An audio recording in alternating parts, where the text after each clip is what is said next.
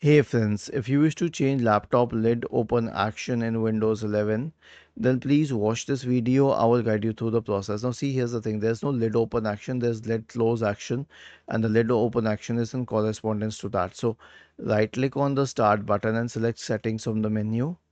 Go to the system tab on the list on the left hand side and select power and battery in the right pane.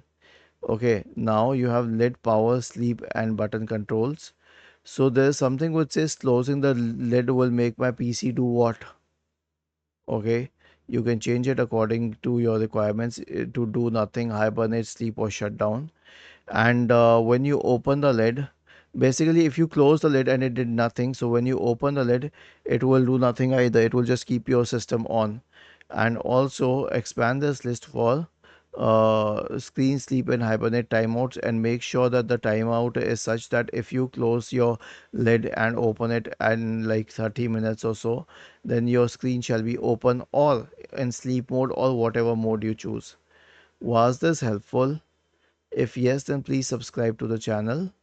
If not, then let us know in the comment section of the video on how we could help you further. Thank you for watching this video and have a nice day.